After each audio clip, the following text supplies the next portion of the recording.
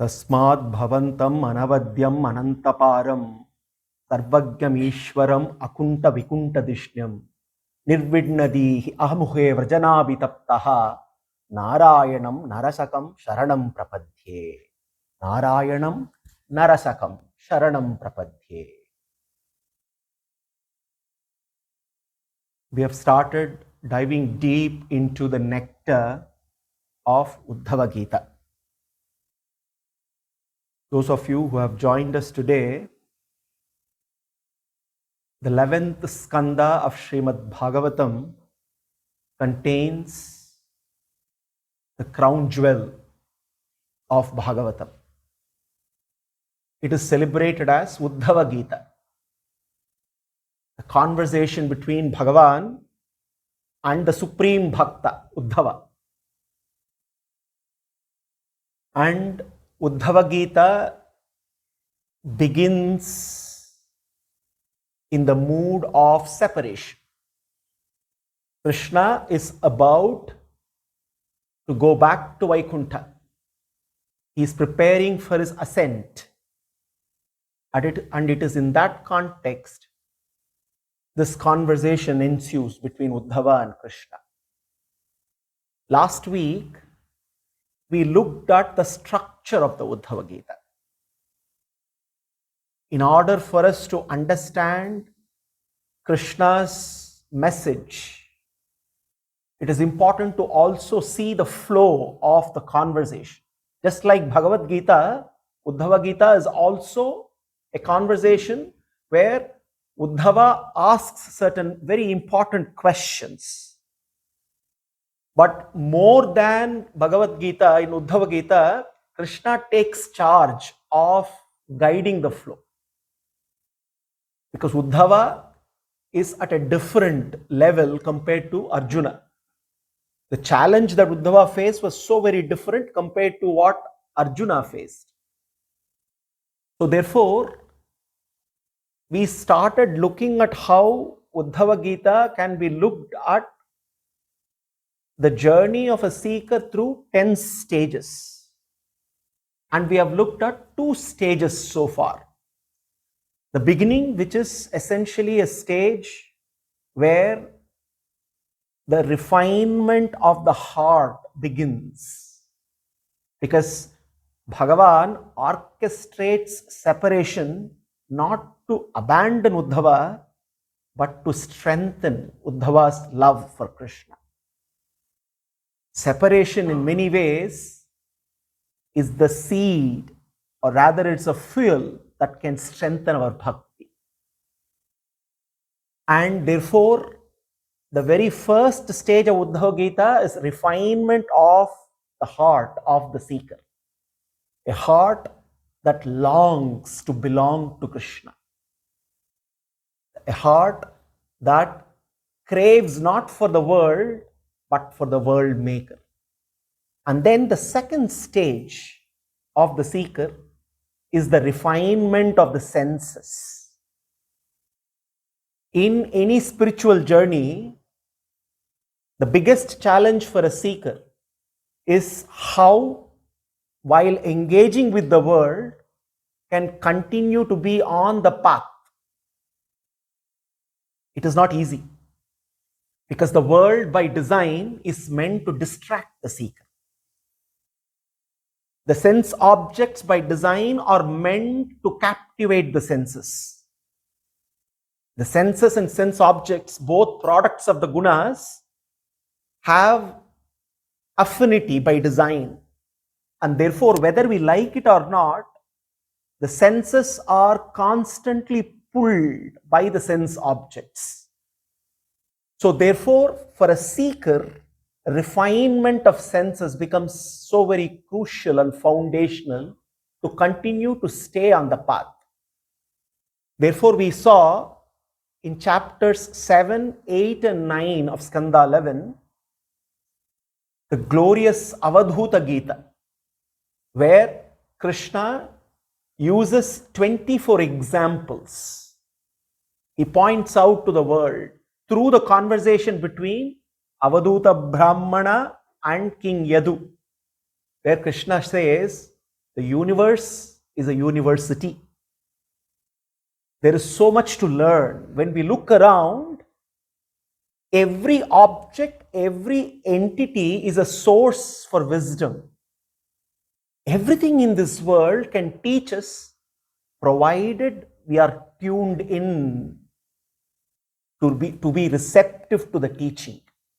So in the Avadhuta Gita, which is again the early part of Uddhava Gita, we see this conversation between Avadhuta and Yadu, where Avadhuta talks about how he constantly remains in a state of learning from the world. So he sees every entity, and then he sees that entity as a guru, as a teacher, as a source of wisdom. And also, we saw how this correlates to Vibhuti Yoga in the Gita, where Krishna teaches how we can stay connected with him. How can we engage with the world and stay connected with him? Where every spark, everything that is beautiful, everything that is excellent is nothing but a spark of the infinite beauty of Krishna. So chapters 7, 8 and 9 is the second stage of a seeker, where the refinement is the refinement of the senses. Now we are going to begin the 10th chapter of 11th skanda, where the focus is on the third stage of the seeker. The third stage of the seeker is where the actions get refined. So we saw the refinement of the heart, followed by the refinement of the senses. Now we come to the refinement of actions. Now, this is the popular topic of Karma Yoga. Though in the Gita, in the third chapter of the Gita, which is titled Karma Yoga, Krishna talks at length on the root cause of bondage and the means for liberation. Yajñarthat karmanonyatra lokoyam karmabandhanaha tadattam karma kaunteya mukta sangas samachara. Krishna says any action that is not done as yajna is binding by nature. Any action which is done in the form of yajna is liberating in the nature. The action remains the same. It is the attitude with which we do the action that changes the nature of action. The same action can be binding, the same action can be liberating. This is the beauty of Krishna's teaching in the Gita. Now, here we are going to see Krishna take up the topic of the refinement of actions. Now, when we talk about karma, there is something very important that we need to understand. Karma is not just what we do. Karma is what our doing does to us. Let me repeat it. Karma is not just what we do, it is what our doing does to us. Most often, we only look at karma as something which impacts the outer world. We don't realize that before impacting the outer world, karma action actually transforms our inner world, either positively or negatively. So therefore, what is important to understand is that when we say karma, it is action and reaction. It is action and reaction and the chain of action and reactions. And when we say reaction, it is twofold in nature. One is an outer outcome, the other is an inner outcome. The outer outcome is what we see as a consequence or a result which is outside of us. But more importantly, there is also an inner outcome, which is the change in our consciousness. Either our consciousness gets uplifted, elevated, which is trapped at the level of matter, either it gets uplifted or it remains trapped. Now, therefore, it is very important for us to see how by performing the same action, we can also uplift ourselves. So, it is all about karma is not just work. It is about refinement of the worker. The focus is not so much on the work. When we talk about karma yoga, the focus is not so much on the work that is done. Work can be anything. But karma becomes karma yoga when the worker gets transformed. So the transformation is not to the work that is done, the transformation is to the worker.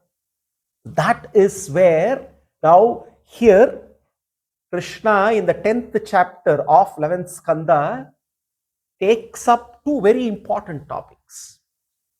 The whole purpose of karma yoga is essentially to also understand our own true identities, self-realization.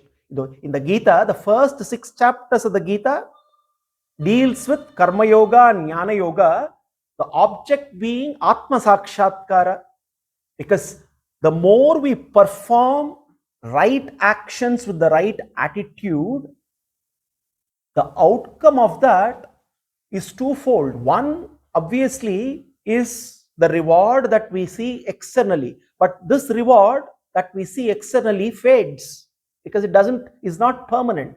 But what is permanent is the internal reward, which is what shapes our destiny. So therefore, it is very important to focus on the inner reward of doing actions. And what is the inner reward? Simply put, it is purification of the mind. Every action essentially is actually meant to purify the mind. Purification of the mind is essentially to look at our own baggage of vasanas. It is like scrubbing the dirt. Look at the mind as a mirror covered with layers and layers of dirt accumulated over not this lifetime, several lifetimes. Every action that we do is an opportunity for us to scrub this layers of dirt. As we keep scrubbing and removing these layers of dirt, the same mind, which was an obstacle for us to know our own true identities, becomes a faithful mirror reflecting who we truly are.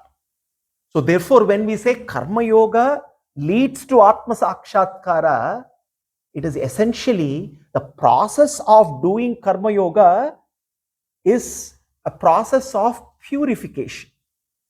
Because when any action is driven by selfishness and ego, it tightens the knot of karma bandhana. When there is a sense of surrender of the ego, then it unties karma bandhana. So what Krishna is now going to talk about here, right at the beginning, we are going to look at the first segment of the 10th chapter. We will look at 5 or 6 shlokas today. Krishna gives 4 fundamental laws that refine actions. We look at what these 4 laws are. 4 laws which govern the refinement of the action that we do, where every action becomes an offering.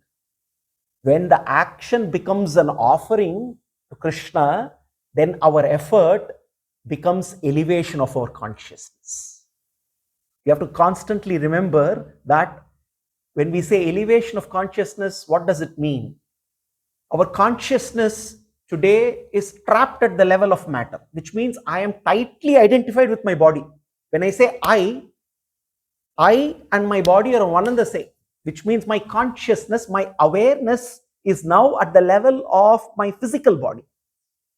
Elevation of consciousness means rising awareness that I am not my body, I am more than my body, and eventually to realize I am not my body, I am distinct and different. So that is the elevation of the consciousness we speak of, this growing awareness, bringing a gap between who I truly am and my physical body. So karma yoga in many ways is necessary to be performed. That is why in the Gita, it is a prerequisite for bhakti yoga. It is through Karma Yoga that I bring in this distinction between who I am and who I am not. It is through Karma Yoga that I slowly and steadily strengthen a sense of my own identity, who I am. Now, therefore, here Krishna, through 4 laws, is going to teach the path of offering karma to Krishna, and in that process, it is essentially, Krishna says, hey, Uddhava, it is not escaping one's action, it is about elevating one's action. Do not renounce life, offer life back to Krishna. Sannyasa, Tyaga is not about renouncing life. It is to stay engaged, but offer life back to Krishna. So this is the pathway that we are going to see. So we are going to look at the first 4 shlokas. Each shloka stands for one law. And let's look at what these laws are. Bhagavan Uvacha. Mayoditeshu avahitaha swadharmeshu madashrayaha varnashrama kulacharam akamatma samacharet. Now, Krishna write the first law that he is prescribing. Again, we also here see this pathway of offering, this karma yoga, karma translating into yoga, is also a pathway to cultivate detachment from the world. Because we have to know the context for this chapter. We ended Avadhuta Gita with Krishna's teaching as to how we must cultivate detachment from the world. Avadhuta instructed Yadu as to how the senses which are captivated by the sense objects must be cultivated so that we must be able to renounce this attachment to the sense objects. Yadu asked Avadhuta, how can I do that? Because by design, my senses are always captivated with the sense objects. The answer was very simple. Find the source of that captivation. The sense objects are captivating your senses not because of the innate nature of the sense objects. It is because it is Krishna's beauty which is flowing through those sense objects. So therefore, shift your attention from the effects to the cause of why they are captivating you, and that's where detaching from the world can happen when we attach to Krishna. Now, continuing on that, cultivating detachment, Krishna says, Mayoditeshu avahitaha. Hey Uddhava, as I spoke to you before, swadharmeshu madashrayaha. One needs to perform one's swadharma by taking my shelter, he says. What does it mean, taking shelter of Krishna? Even in the Gita, Krishna repeatedly keeps saying, you have to take my shelter. And all the Shastras repeatedly keep saying, he is our refuge. We have to take shelter. Now, there are many ways to understand taking shelter of Krishna. In the context of performing dharma, context of performing our duties, what does taking shelter of Krishna mean to us? Now, taking shelter of Krishna essentially means rising above a worldview of desire, a worldview of distress, a worldview of dread, to a worldview of devotion. Now, typically, let's look at what is our worldview when we do any of our actions. It is typically a worldview of desire, where we do any action primarily because we are driven by a desire to possess something. All our actions are primarily driven by the desire to possess something. So the worldview of desire is everything out there is to be possessed, because everything is attracting us all the time. Our desires trigger all our actions. The worldview of dread is where, when we do our actions, we dread the outcomes because they are not in our control. The world is not in our control, and anything which is not in our control creates fear in us. Therefore, we are always in a state of fear because everything seems to be not in our control. A worldview of distress, everything ends in frustration. Everything is a disappointment. What starts as something very interesting and attractive eventually has to end in a state of frustration. This is the nature of the world. Therefore, in this worldview, why? Because we are taking shelters of things which are temporary in nature. Why do we take shelter? For our own safety and security. We are looking at people as our shelters. We are looking at our possessions as shelters. We are looking at our relationships as shelters. And all these worldly shelters are all temporary. One day they are there, the next day they are not there. And therefore, our actions are always set up for failures and frustrations. Now, when Krishna is a shelter, means raising our worldview to a worldview of devotion, where we understand that ultimately there is only one permanent shelter, a shelter that never changes, and understanding the divine plan that he has and aligning ourselves with that divine plan. So therefore, madashrayaha is recognizing that worldly shelters, people, objects, relationships are all temporary. There is only one shelter which is always permanent, and it is that shelter which is also not only the shelter, but is also that which is orchestrating everything that is happening. And Krishna says, Swadharmeshu madashrayaha. Taking shelter of Krishna, perform your swadharma. And how much must that swadharma be performed? Varnashrama kulachara. Now, Varnashrama Kula Achara. Achara means conduct. There are three important things Krishna is talking about here. Varna, Ashrama, Kula. All three are totally misunderstood in today's world. Varna is misunderstood, Ashrama is misunderstood, Kula is also misunderstood. Later in subsequent chapters, there is going to be detailed discussion on all the three. But here, we must understand what is the role of Varna, what is the role of Ashrama, and what is the role of Kula. For that, we must first understand what is Dharma. Now, Dharma broadly has two dimensions.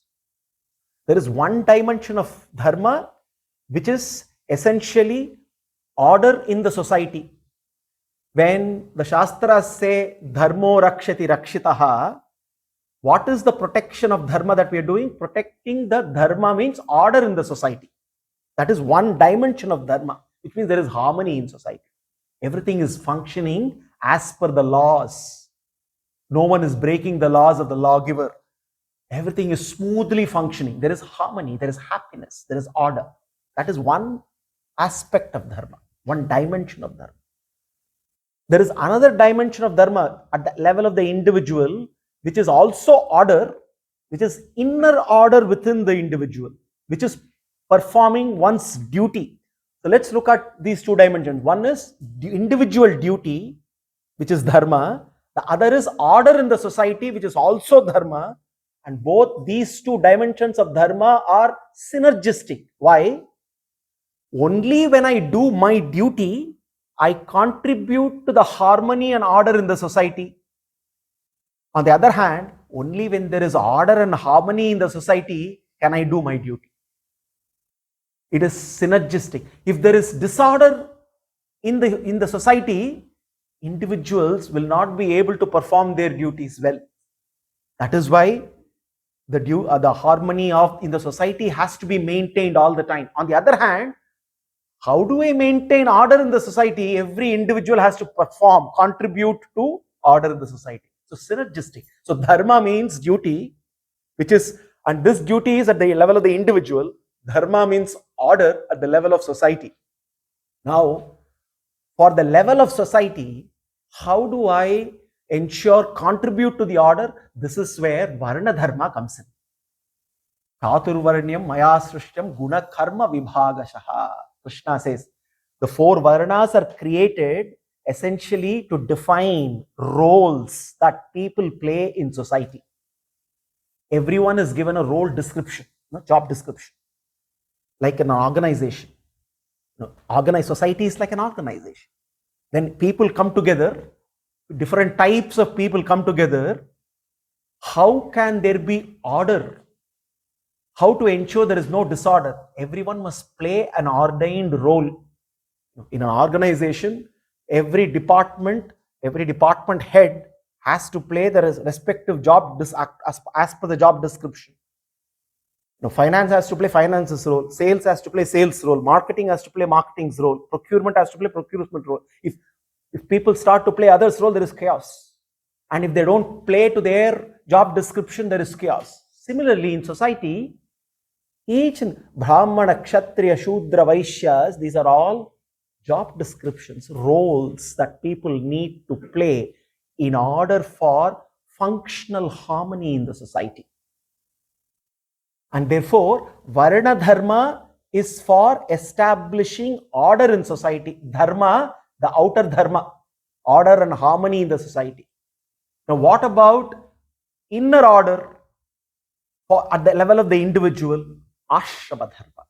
Ashrama Dharma essentially stages in one's life: Brahmacharya, Grihasthashrama, Vanaprastha, Sannyasashrama.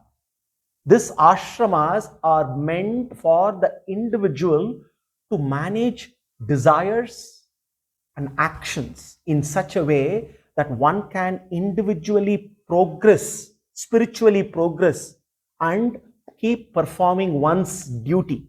So therefore, when Krishna says Swadharmeshu Madashrayaha Varnashrama Kulacharam, essentially, that in order to Dharma to be maintained in the society, Varna Dharma is very important. In order for inner order to be maintained, Ashrama Dharma is important. So everyone has to perform one's ordained duty, contribute to outer order, and when there is outer order, one's inner order also gets strengthened. So it's synergistic in nature. Kula, Achara. Kula here. So Varna, Ashrama, Kula. So what is Kula here? Now, Kula is meant to preserve, practice, propagate values based on culture, based on family, based on lineage. These are all structures given essentially for preserving, propagating, practicing values. That's the purpose of every Kula. And it is through the system of Kula that the values that are required to perform our Dharma are practiced and propagated and preserved. So Krishna therefore he says, Swadharmeshu Madashrayaha Varnashrama Kulacharam Akamatma Samacharet. Akamatma Samacharet. How do I go about doing Dharma? Akamatma Samacharet. Conduct, do your Dharma without akama. Now, akama means desire. Now, this is where the trick is. So, when kama is desire, akama, when we add a, most often in Sanskrit, a means negation. But it need not be negation. Because karma, akarma, a adding to karma does not mean negation of karma. Similarly, kama, akama is not negation of desire, because desirelessness is self-contradictory, isn't it? When we say desirelessness, the desire to be desireless is desirelessness. That itself is self-contradictory. It is also self-crippling. Why? Because desire is an innate power. Now, to be conscious is mean to be desirous. I am a conscious being, which means I by design, consciousness, I have desire. Desiring is my power. So therefore, desirelessness is self-crippling. It is also self-contradictory. So akama, how do I understand it? Can I understand it as desireless? Kama is desire. Akama means desireless. Not really. Then should I understand it as desireless? Desireless is one word. If it is not desireless, can it be desireless? It cannot be desireless too. It has to be desire better. Akama is desire better. What is desire better means?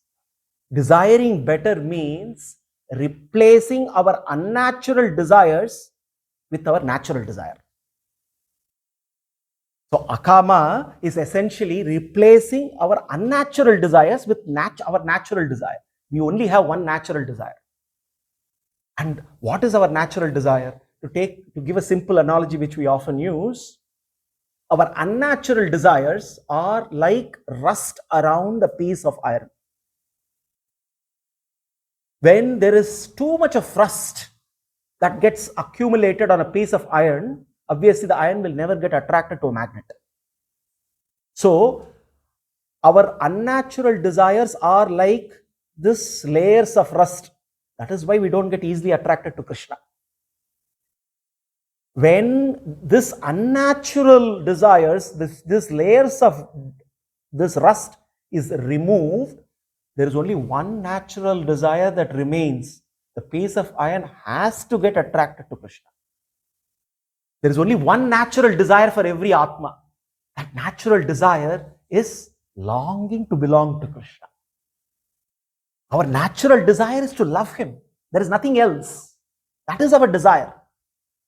But when this natural desire, unfortunately, because of anadikala karma papa vasanas, is completely covered by all unnatural desires. So therefore here, akamatma samacharet means replacing slowly and steadily all our unnatural desires with the natural desire. So essentially, doing karma yoga is not about desirelessness. It is essentially giving our desire the right direction. It is not desire less. It is actually desire more. Desiring Krishna more and desiring the world less, and eventually desiring better. So Krishna, therefore, what is this first law Krishna is talking about here? This is the law of alignment. We're going to talk about 4 laws and we'll see how all the 4 laws come together. Law of alignment. This is Dharma, right engagement, where aligning action based on Dharma and the purpose of Krishna being the ultimate shelter.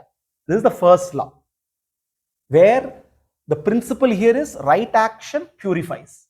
Krishna says when one does right action based on Dharma, Swadharma, Madashrayaha, based on the principle structure of Varnashrama, Akamatvad, then what happens? That right action itself purifies. There is nothing else. There is no other sadhana that needs to be done. Now, this is the beauty of Karma Yoga. Karma Yoga as a sadhana is so very practical because it does not matter what is the nature of our action that we do. We can be in any profession. We can be at any stage in our life.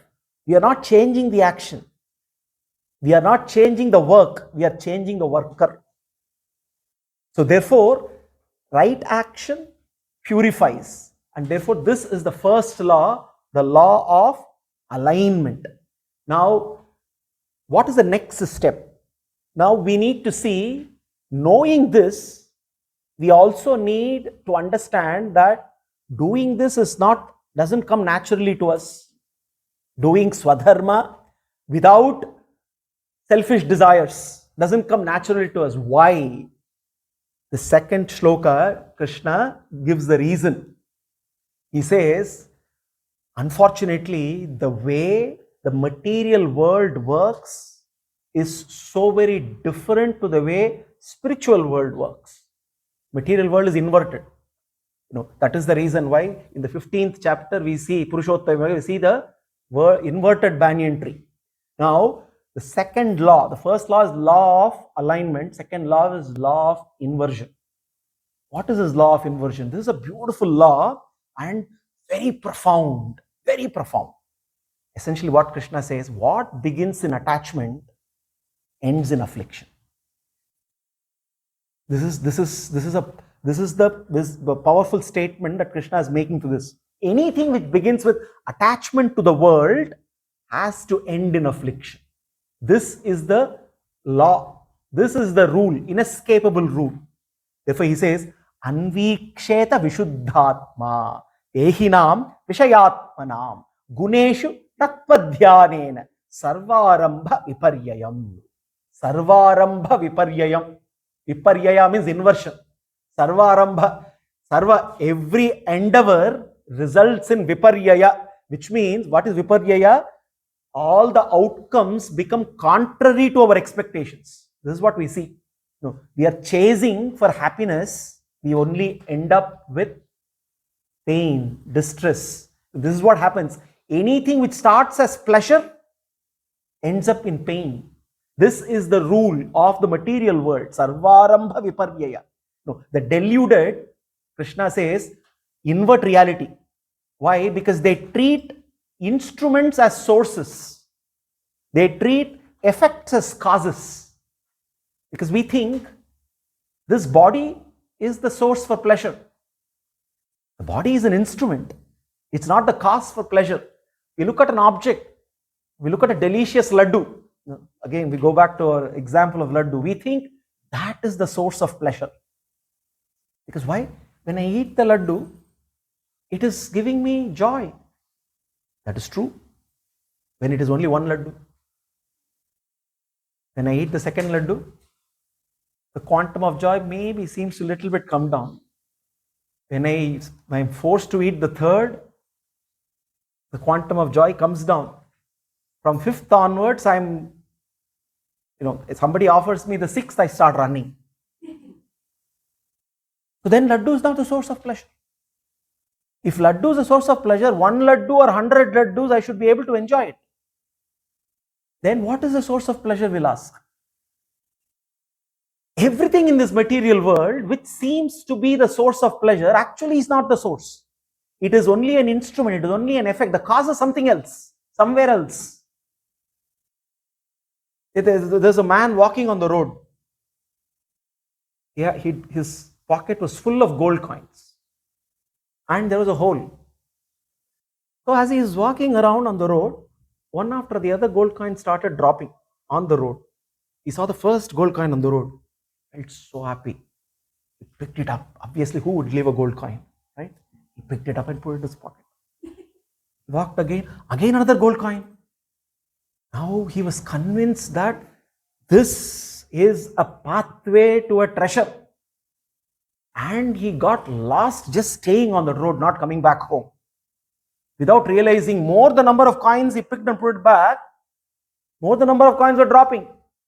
Now he thought the source of that pleasure, that happiness, was that road leading to the treasure. Without realizing, essentially it was the gold coins with him, which he was trying to look at and pick it up. So therefore, the deluded invert reality, treating instruments and effects as causes. Oh, Krishna, what he is saying here, therefore, is Anviksheta Vishuddhatma. A Vishuddhatma, who is a Vishuddhatma? One whose consciousness is purified. The first shloka, the law of alignment, when one follows that, one's consciousness gets purified and one will be able to see the futility here. He says, Anviksheta. Anvikshana means observing, perceiving reality, not through filters. Remove the filters. Filterless perception. Otherwise, we are perceiving the reality of the world with various filters of our mind. We want to see something blue, we see something blue. We see what we want to see. When we remove the filters, then we see reality as reality. So, Anviksheta means observing, perceiving without filters. Vishuddhatma. The Vishuddhatma, the one who is purified in the mind, must start observing, must start perceiving what? Dehinam Vishayatmanam Guneshu. Must start to understand that the Dehi here is the Atman embodied in a body. We are all Dehis. Which means every embodied being, when the Atman takes a Deha, it becomes a Dehi. Dehi, Shariri. Sharira means body. Deha means body. The indweller in the Deha is the Dehi. The indweller in the Sharira is a Shariri. So who is the indweller? The Atman, the individual soul. Dehinam Vishayatmanam Guneshu. When the indwelling Atman, which is because of the interplay of the three modes, the mind, which is also the product of the three minds, gets attached and absorbed in sense gratification. Krishna in the Gita says, Guna, Guneshu Vartante. Everything is an interplay of gunas, but we start identifying ourselves and we get identified with them and we get absorbed. That's how we are driven by sense gratification. Dehinam Vishayatmanam Guneshu. One must start perceiving this. One must realize that how the Dehi gets carried away by sense objects and indulges all the time in sense gratification. Tattva dhyanena, by meditation or contemplation on the truth, on the reality of what this world is. Ultimately, when you break it down, everything that matter is nothing but all bunch of molecules, as science say. What is supposedly beautiful, if you remove the layers, you will all ultimately see it's all panchabhutas. So the fascination is only for the looks, the attraction. The attraction does not belong to the product of the panchabhutas. The attraction belongs to the most attractive Bhagavan. And therefore, here, Tattva Dhyana, nature of Prakriti, understand what Prakriti is all about. Sarvarambha Viparyayam. Then it becomes very clear that for a Dehi who is absorbed in sense gratification, every endeavor is Viparyaya, which means every endeavor is set for a downfall, set for a reversal. I seek pleasure, I end up with pain. I seek happiness, I end up with grief. Because why? It is the nature of the material world to essentially invert reality. So what Krishna therefore here is referring to the law of inversion that was also spoken in the second chapter of the Gita. Last week or the week before, somebody was asking this question. This is essentially the downward spiral. What happens to a Dehi who is attached to the sense objects, who is absorbed in sense gratification? It's a beautiful shloka, 2 shlokas in the second chapter. It's worthwhile to once again look at briefly what these 2 shlokas, which represent the downfall of every Baddha Jiva, the downfall of every Dehi attached to sense gratification. Dhyayato Vishayan Pumsaha Sangasteshu Upajayate Sangat Sanjayate Kamaha Kamat Krodho Vijayate Krodat Bhavati Sammohat Sammohat Smriti Vibhramaha Smriti Bhramshat Buddhinashaha Buddhinashat Pranashyati. These 2 shlokas summarize the downfall of every Baddha Jiva. We can look at this as a ladder of downfall. Where exactly the downfall happens? The downfall simply happens at the first stage. The very first stage is Dhyayato Vishayan Pumsaha. Vishaya Dhyana. If you have to look at our downfall in samsara, it all begins with Vishaya Dhyana. I keep saying this. Dhyana is natural to us. We all do Dhyana. Unfortunately, we only do Vishaya Dhyana, not Bhagavad Dhyana. So when we do Vishaya Dhyana, when we are constantly meditating on the sense objects. Dhyayato Vishayan, meditation on the sense objects leads to Sangaha, attachment to sense objects. Sangha leads to Dhyayato Vishayan Pumsaha Sangasteshu Upajayate. Sangat Sanjayate Kamaha. Kama is Vishaya Kama, desire. This Sangha, this attachment, kindles desire in us, craving in us for the sense object. And this desire and craving, when it is unfulfilled, leads to anger. So all of us always have this question, how do I manage my anger? Answer is simple. Anger management is equal to desire management. If I can manage my desire, I can manage my anger. So there, I have to find the root cause of my anger, which is desire unfulfilled. Which desire is unfulfilled? I manage that desire, I manage my anger. Sangat sanjayate kamaha, kamat krodho vijayate. Krodha, anger. Krodat bhavati sammoha. Anger leads to sammoha, delusion. Sammohat smriti bhramsa, which means my memory, forgetfulness. Forgetfulness of what? Forgetfulness of Krishna. In this process of downfall, I forget who I am, I forget who Krishna is, I forget my relationship with Krishna. Sammohat smriti bhramso buddhinashaha. Buddhinasha. Buddhinasha is complete loss of discriminatory capability. Buddhinash, intellect is destroyed. Buddhinashat pranashyati.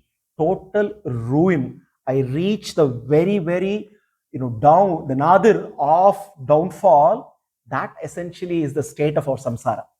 So here, viparyaya, essentially the law of viparyaya, the law of inversion, essentially is this downfall. Now, how do I reverse this? We also must have the answer to that. The reversal is simple. Again, we have to start with dhyana only. Dhyayato vishayaha. Vishaya dhyana has to become Bhagavad dhyana. Then Vishaya sangha becomes Sadhu sangha. When there is Bhagavad dhyana, it becomes Sadhu sangha, Sat sangha. Then Vishaya kama has to transform into Bhagavad kama. Bhagavad dhyana, Sadhu sangha, Bhagavad kama. When there is Bhagavad kama, there is no scope for krodha. There is only scope for prema. So therefore, Bhagavad dhyana leads to Sadhu sangha, which leads to Bhagavad kama, which leads to prema. And then krodha leads to sammoha. Now there is no sammoha. When there is prema, there is seshatva buddhi. Discrimination of who I am. I am not the master. I am not the controller. He is the supreme controller. He is the master. That blossoming of seshatva happens. And when there is seshatva that blossoms, seshatva means realizing that I only belong to him. He is the master. I am not the master. That seshatva leads to not smriti vibhramaha, dhruva smriti. Instead of forgetfulness, now I am in a state of constant remembrance. Dhruva smriti leads to jnana, parajnana, where darshana samanakara sakshatkara. I will be able to actually realize him. I will be able to see him with the eyes of my wisdom, eyes of in my mind. And then eventually that leads to Bhagavat Sakshatkara, Parama Bhakti.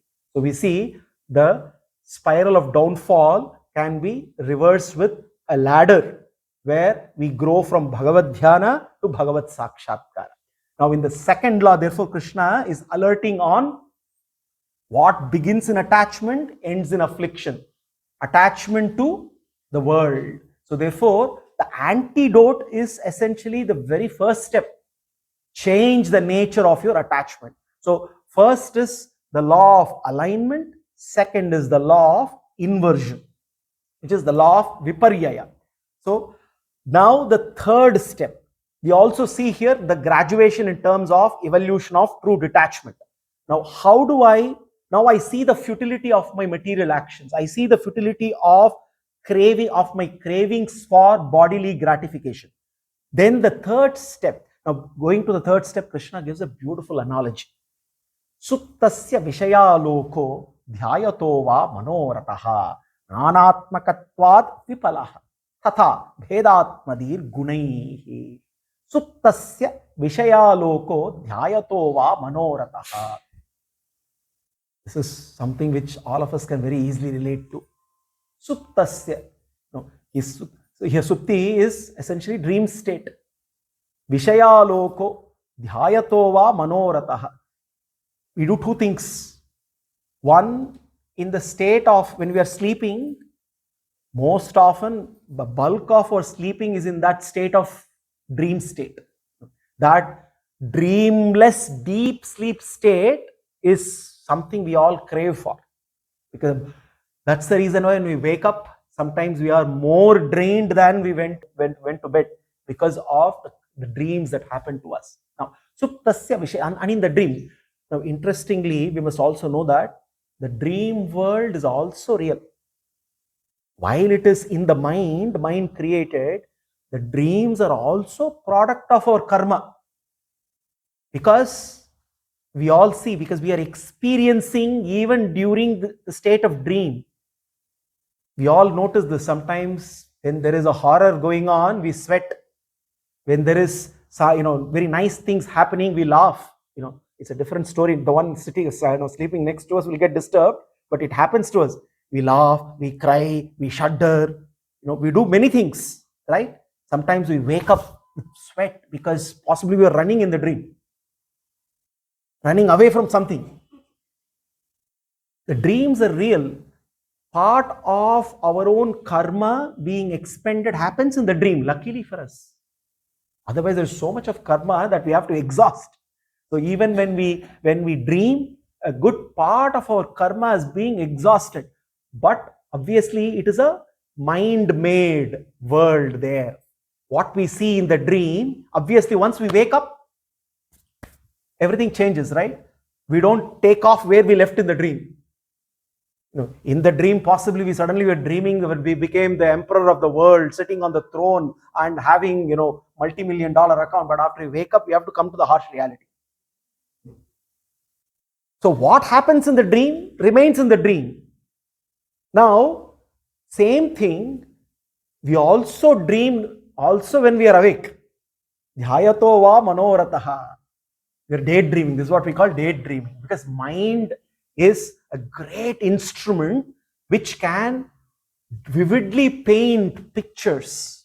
So even when we are not asleep, we are also dreaming many times, where we are fantasizing, where there are pictures being created in our mind. Many times, unwanted situations. We are somewhere and completely irrelevant, not related to the situation. The mind is creating some pictures there. We are possibly in the most serene places, but the mind is playing a horror movie. It happens. So Dhyayatova, there also, there are things that are being created in the mind, but then it comes to an end. Nanatmakatvad vipalaha tatha bhedatmadir gunaihi. Just as a person who is asleep, or one who is daydreaming, perceiving many sense objects, a variety of sense objects we see, innumerable variety of sense objects we see. Now all these obviously are futile, are of no use. Just because I saw $1 million in the dream does not mean I have $1 million. Similarly, this life is also like the dream. It has an end, it has an expiry. Just like a dream, there is a dream run. Just imagine I had a dream where I grew up, I became so rich, I became the world's richest person, and then abruptly somebody wakes you up, the dream ends. Now after waking up, you are not the richest person you saw in the dream. There was a shelf life to the dream. It was good as it lasted. You were enjoying it. You were experiencing it. You are an experiencer. You're still enjoying it. You're feeling good. Maybe you're even smiling. Somebody looking at you will wonder why you are smiling. Because suddenly you earned multi-million dollars. But then the smile ends. This life also is like that. Just because I earned $100 million does not mean when I die and take the next birth, I can claim that bank account and say this $100 million is mine. Gone. If I had 10 palaces, $100 million in this life, I cannot claim it in my next birth. Not possible. Exactly like a dream. What happened in the dream, I cannot claim it after the dream ends. What happened in this life, I cannot claim it after this life ends. That is the nature of life. When we say temporary, transient, it is exactly that. The only difference is the dream can be few seconds, few minutes. Our life can be 80 years, 100 years, whatever it is. But what is 100 years in the time scale of eternity? It is also like few seconds, like in a dream. So, nanatmakatvad vipalaha. There's all this variety that we seem to enjoy. We don't really enjoy this variety, but we seem to enjoy this variety. We all want variety. Unfortunately, that variety itself has become a bane, not a boon. Earlier, there was only one chips with no brand. Today, I walk into Spinny, suddenly I have a headache. Which brand of chips I should buy? Variety also is a bane. But the world, variety only keeps growing. But while I seem to want to enjoy this variety is vipalaha, it's futile. Because underlying this variety, there is only sameness. There is actually no variety, is a product of Prakriti. Underlying Prakriti, there is no variety. There is only unity. We don't seem to realize that. So here, tatha bhedatmadhir gunaihi. All these, all the variety is being created by the interplay of the gunas. Gunas are playing havoc. And in that process, we are looking at only variety, and we seem to completely forget that underlying this, there is everything is the same. The Atman in me and you is the same. The Atman in an ant and in an elephant is of the same nature. The same Atman in a book or in an inanimate object, the nature of the Atman is the same. The outer product, which is the product of Prakriti, seems to bring in all the differences. So we are constantly only rooted in the differences. And it is this being rooted in these differences which is essentially the cause. So therefore, Krishna is basically saying, don't get caught with these differences. And how do I therefore drive myself away? He talks about the next fourth law. Nivrittam karma sevata pravrittam mat parastyajed jignasyam sampravartaha nadriyet karma chodanam. So it's a beautiful way of how do I shape the nature of my actions. Two words, again, very deep, but needs to be understood very carefully. Pravritti, nivritti. Again, they are not opposites as action, no action. That's not the way to understand. Pravritti is, I can call it action for bhoga. Nivritti is action for yoga. Bhoga and yoga are opposites. Bhoga is worldly pleasure. Bhoga is my craving for union with the world and worldly objects. That is bhoga. Yoga is my craving for union with the Paramatma. What is yoga? Yujjate iti yogaha. The union of the Jivatma with the Paramatma is yoga. That is the essence of yoga. Everything that we do, bending the body, form of a yoga. Why do we do that? Is not only for the sake of the fitness of the body. In the process of making the body fit, I will be able to focus my attention not on the body, but on Paramatma. Because if the body is not fit, obviously my attention is always on the body, isn't it? So therefore, in yoga, you also have physical fitness as well. But we normally basically bring yoga down to just the physical fitness part, which is just the beginning.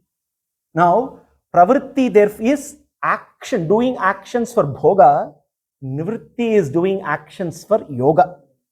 Now, Krishna, in the 6th chapter of the Gita, he talks about, beautiful phrase is used, yoga rudha. Arudha means climbing the ladder of yoga. Yadahi nendriyarteshu na karmashu anusajjate sarva sankalpa parisanyasi yoga rudas tadochyate. Yoga rudha. So, who is a yoga rudha? The one who is ascended, climbed the ladder of yoga is yoga rudha. I have two pathways for me, the path of bhoga or the path of yoga. The path of bhoga eventually leads to roga, whereas the path of yoga leads me to Yogeshwara, Krishna. Here, nivrittam karma seveta, pravrittam mat parastyajed. So what he is saying here is, nivrittam karma seva, one should engage in nivritti, which means engage in actions which are purified, which means which are rooted in detachment from the world, which are rooted in attachment to Krishna, which are conducive for liberation. So nivritti here is not inaction, no action, it is purified actions. Nivrittam karma seveta. Pravrittam matparastyajet. Matparaha, when doing any actions, the goal obviously has to be Krishna. Pravrityam tyajet. Pravritti here is selfish, desire prompted actions. Karma that entangles. Nivritti is karma that liberates. That's the primary difference. Jigyasayam sampravartaha. Eventually, what is the purpose of doing any karma? We may ask, any action that we do. In our Vedas, we have Karma Kanda and Brahma Kanda, Jnana Kanda. The Vedas are divided into two parts. Karma Kanda is to do with performing all the yajnas, yagas, all kinds of actions. The purpose of Karma Kanda is to prepare the seeker.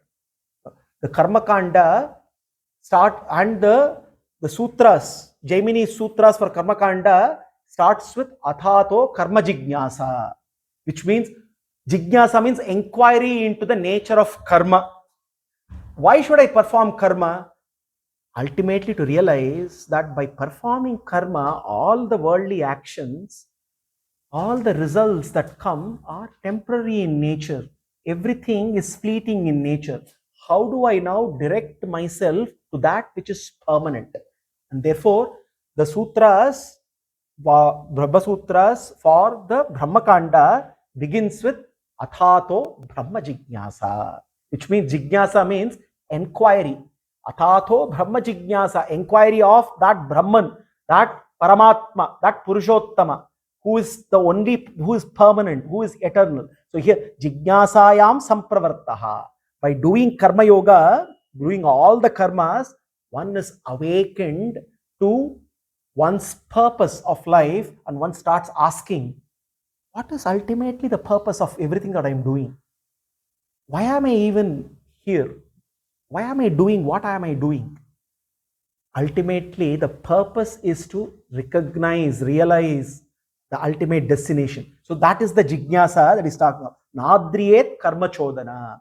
Therefore, one realizes doing karma for the sake of phala is secondary. It is, and therefore one starts looking at how do I prepare myself seeking the ultimate truth. So therefore, the fourth law is the law of redirection. The first law is the law of alignment, aligning my actions to Dharma, aligning my actions to Krishna. This law teaches how work can become worship. The second law is the law of inversion, where I look at how I can get potentially deviated from doing Karma Yoga because of the nature of the world, where the sense objects constantly drive me to be absorbed in sense gratification. That's the second law. The third law is the law of misconception, where this law exposes the distortion of the world. I only see differences. Vinaya Vidya Vinaya Sampanne Brahmane Gavihastini Shunichaiva Swapakesha Panditaha Samadarshanaha, Krishna says in the Gita. Where I see diversity, I see different beings, but I see Vidya Vinaya Sampanne, Sampanne Brahmane Gavi Hastini Shunichaiva Swapakesha. In a Brahmana, in a learned person, in a horse, in an elephant, in a horse eater, I see the same, the nature of the Atman as the same. That is Samadarshana. So therefore, the law of misconception exposes how we look at the world in a distorted fashion. We look at only diversity, differences, and we let ourselves drawn by the diverse world which captivates us. And the fourth is the law of redirection, where we redirect our energy from pravritti to nivritti. From pravritti to nivritti, knowing that ultimately everything that I do, I have to transform myself from karma vichara to brahma vichara, which means I must find out the truth, the purpose of why I have taken this particular life. seeking the truth of what is my ultimate purpose. That is the vichara. So therefore, what we see through the first 4 shlokas is Krishna talking about how the path of offering progresses, and we cultivate detachment from the world, and we by attaching ourselves to Krishna. He concludes this with immediately the question that we ask is, in order for us to practice this, what must one do? The 5th shloka gives the answer to that. We will briefly look at this and we'll continue from this in the next session. Yaman abhikshnam sevet niyaman matparah kvachit madabhigyam gurum shantam upasita madatmakam. Yaman abhikshnam sevet niyaman matparah kvachit. We will reserve this for next week because this requires a detailed discussion. But the second part is what is important for us to close. This was one question that we also had when we discussed Avadhuta Gita.